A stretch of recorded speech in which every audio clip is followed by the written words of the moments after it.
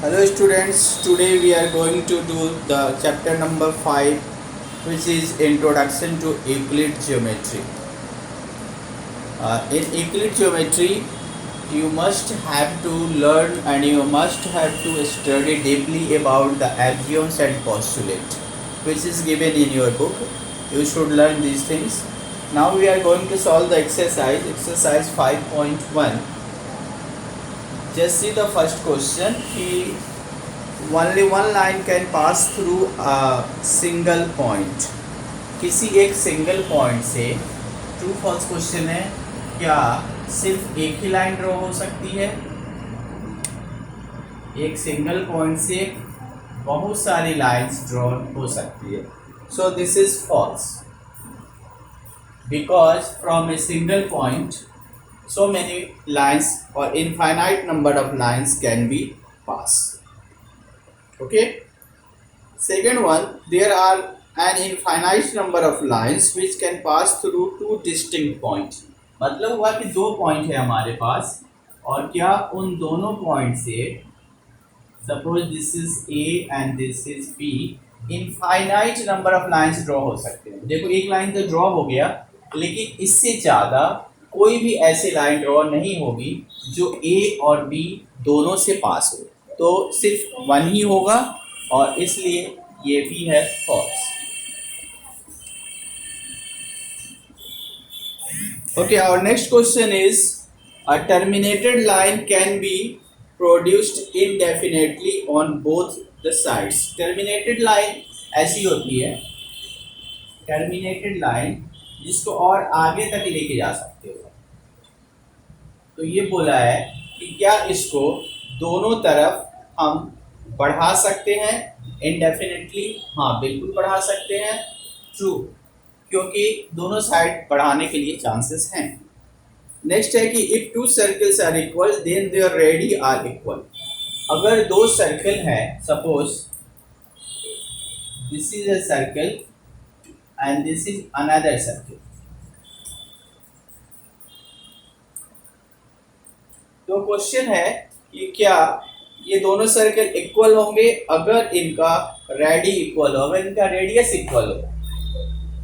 Suppose ये 5 centimetre है और ये भी 5 सेंटीमीटर, 5 नहीं 2 ले लो, छोटा दिख रहा है, 2 सेंटीमीटर और ये भी 2 सेंटीमीटर. तो if the radius are equal the circle will be always equal. एक ही लेंथ से जब दो सर्कल बनाएंगे आप तो दोनों ही इक्वल होगा. नेक्स्ट है क्वेश्चन कि इन 5.9 देखो 3 लाइन सेगमेंट बना हुआ है, तो ये हमारा ट्रू है. नेक्स्ट क्वेश्चन के लिए है कि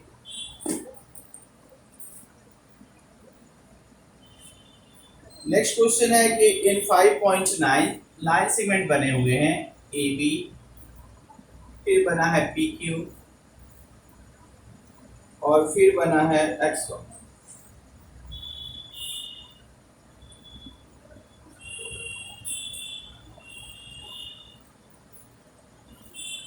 अब इससे बोला है कि A B equal to P Q,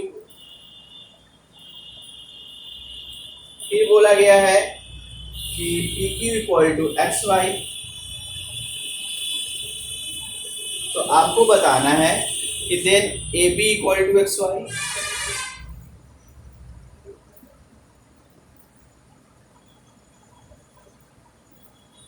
क्या ऐसा होगा?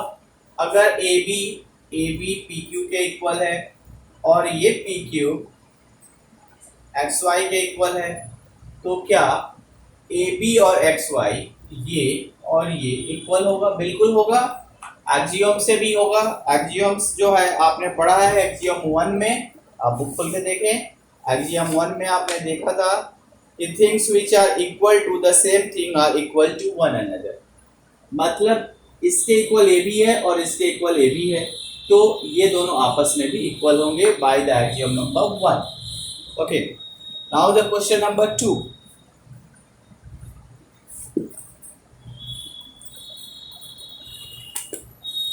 Question number 2, give the definition.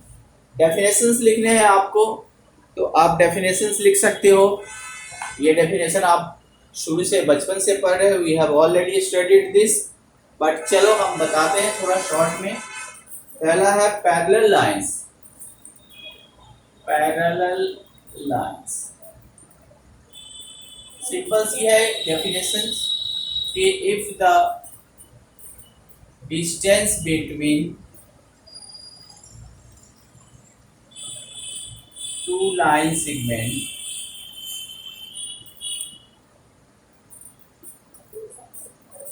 are always equal, then they are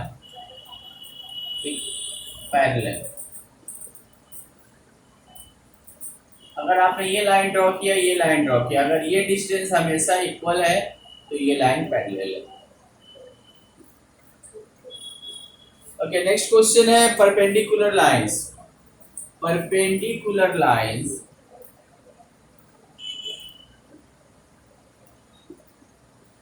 perpendicular lines में आप लिख सकते हो कि अगर कोई भी दो लाइन एक दूसरे के साथ 90 डिग्री बनाता है तो वो परपेंडिकुलर होता है।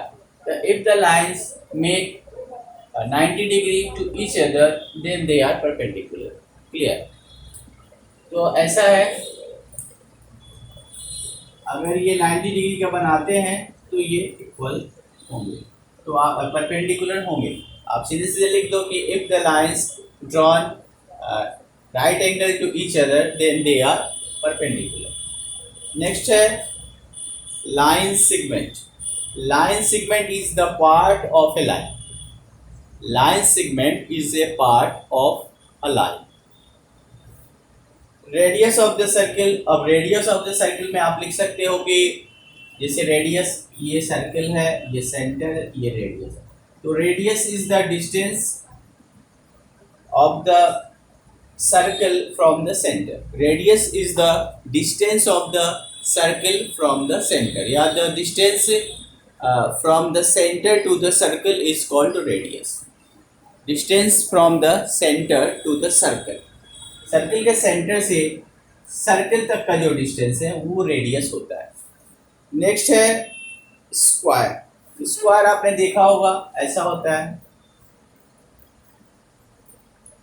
तो स्क्वायर एक ऐसा पैरेललोग्राम है जिसके सारे साइड इक्वल होते हैं। स्क्वायर इज ए क्वाड्रिलेटरल भी बोल सकते हैं। Square is a quadrilateral which all the sides are equal and the sides are making perpendicular to each other. Perpendicular means 90 degree बनाता है और सारे साइड इक्वल भी होता है। स्क्वायर का डेफिनेशन भी हो जाएगा कि all the sides are equal and making perpendicular to each other, और all the angles are of 90 degree. ये भी लिख सकते हैं, sides are equal and angles are right angle. बस इतने में हो जाता है। क्वेश्चन नंबर 3 ये भी कुछ इसी तरह का है कि consider two postulate given below. दो पोस्टुलेट दिया है, गिवन यानी two distinct point A and B, there exists A ये third point C which is between A and B, और दिया there exists at least 3 points that are not on the same line. तो कम से कम 3 points होते हैं जो same line पे नहीं होते हैं। हाँ, 2 पॉइंट्स होंगे तो सेम लाइन पे हो जाते हैं। तो अब आपको इसमें ये बताना है कि do this postulate contain any undefined term. पहला क्वेश्चन है तो इसका आंसर होगा कि yes, various undefined terms in the given postulate. इन जो पोस्टुलेट को दिया है इसमें बहुत सारे अनडिफाइंड टर्म्स हैं। सेकेंड है आर दिस पोस्टुलेट कंसिस्टेंट। क्या है पोस्टुलेट कंसिस्टेंट है? हाँ, ये कंसिस्टेंट है because they refer to different situation. दोनों अलग अलग सिचुएशन को बता रहे हैं, इसलिए वो दोनों के दोनों पोस्टुलेट जो है कंसिस्टेंट है। और do they follow from Euclid postulate. ये यूक्लिड के पोस्टुलेट से फॉलो करते हैं, तो this postulate do not follow the Euclid postulate. Okay, Euclid के पोस्टुलेट में ये नहीं। Now the questions. Question number 4। Question number 4 है कि if a point C lie between A and B that A C equal to B C. A और B के बीच में कोई पॉइंट है सी, और इस तरह से है given AC equal to BC और प्रूव करना है कि AC equal to half AB। देखिए प्रूव कैसे करेंगे। AC और BC इक्वल दिया है, इसी को लिखा,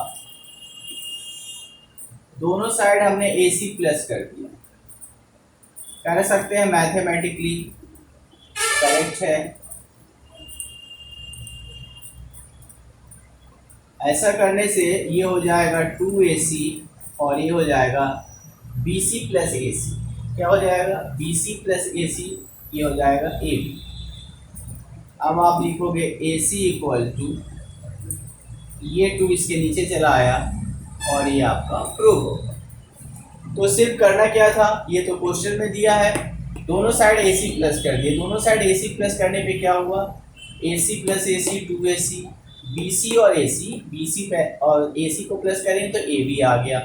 हमको AB के फॉर्म में लाना था तो AB आ गया। अब 2AC इक्वल टू AB, 2 जो है AB के नीचे चला जाएगा तो AC की वैल्यू आ गई, अप्रूव हो गया। नेक्स्ट क्वेश्चन में है कि in question number 4, C is called the midpoint of AB. Prove that every line segment has one and only midpoint. ये बताना है किसी भी लाइन सेगमेंट में सिर्फ एक ही मिड पॉइंट होता है। इसमें दिया था कि C मिड पॉइंट है पिछले क्वेश्चन में। अब हम लोग ने यहाँ पे एक 2 मिड पॉइंट लेते हैं और फिर इसको प्रूफ करते हैं कि नहीं 2 नहीं, एक ही होगा। This is question number 5। Okay, तो हम लिखेंगे कि late C and D both are midpoints of AB. So if C is midpoint, अगर हमने C को midpoint लिया then AC equal to BC, और हम जब हमने D को midpoint लिया AB का, तो AD equal to D। Okay, ऐसा हुआ। तो अब इस दोनों इक्वेशन को हम सब्ट्रैक्ट करते हैं। फर्स्ट में से सेकंड को माइनस करते हैं तो बचता है AC माइनस AD। इस साइड हो गया BC माइनस BD। DB को BD लिख सकते हैं। अब आप फिगर में जाओ, AC में से AD को माइनस, ज़्यादा माइनस करना है तो बड़ी संख्या में से छोटे को माइनस करो, जो आएगा माइनस में लिखो। तो आएगा यहाँ माइनस का CD। देखो AC में से AD माइनस करेंगे तो CD बचेगा माइनस में। BC में से माइनस करना है BD, तो इस बार माइनस में नहीं प्लस में आएगा CD। दोनों CD को अगर एक साथ ले लो इक्वल में 0, तो -2CD इक्वल टू 0, तो CD इक्वल टू 0 बाई -2, तो CD इक्वल टू 0 आ गया। तो since CD equal to 0, therefore देखो CD इक्वल टू 0 मतलब C से D का बीच का डिस्टेंस 0 है। तो जब दोनों के बीच का डिस्टेंस 0 है, इसका मतलब दोनों पॉइंट एक दूसरे के ऊपर है, कोइंसाइड है। कोइंसाइड होने का मतलब कि जो पॉइंट C है वही पॉइंट D है, तो एक ही मिड पॉइंट होगा। तो since CD equal to 0, therefore C and D are coincide. Hence coincide मतलब एक के ऊपर दूसरा, hence one and only one mid point is there. तो ये मिड पॉइंट का था क्वेश्चन। अगला क्वेश्चन है कि AC इक्वल टू BD है तो AB इक्वल टू CD बताना है।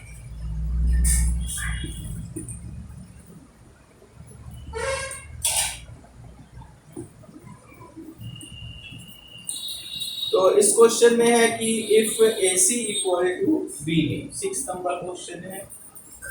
AC इक्वल टू BD दिया है तो प्रूफ करना है proof A B equal to सी।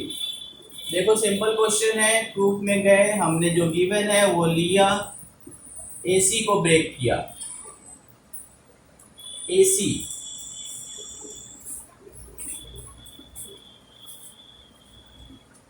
तो AC इक्वल टू BD, हमको प्रूफ गिवन में है AC इक्वल BD। अब हमको प्रूफ करना है कि AB equal CD। No, AB equal CD नहीं होगा, यस, इसके अकॉर्डिंग पॉइंट लेना होगा। हमने पॉइंट गलत लिया है, ये A है तो ये B है, ये C है और ये D है। अब देखो AC equal to BD question में है, AC इक्वल BD। AC को ब्रेक करो, AC को ब्रेक करेंगे तो AB प्लस BC लिखेंगे, AB प्लस BC, BD के बदले में BC प्लस CD। देखो BC BC कैंसिल आउट हो गया तो आ गया AB इक्वल टू CD और ये हो गया प्रूफ। अगला क्वेश्चन है कि why axiom 5 is the list of Euclid axioms considered universal truth। क्यों फिफ्थ एक्सियम्स को यूनिवर्सल ट्रूथ कहा जाता है? यूनिवर्सल ट्रूथ उस चीज को कहा जाता है जो पूरे वर्ल्ड में हर जगह एप्लीकेबल हो। तो यहाँ पे फिफ्थ जो है, the whole is greater than the part, जो पूरी चीज है, जो होल है वो पार्ट से हमेशा ग्रेटर होता है और ये यूनिवर्सल ट्रूथ है क्योंकि ऑल ओवर द वर्ल्ड ये माना जाता है। That's why it is a universal truth. Okay,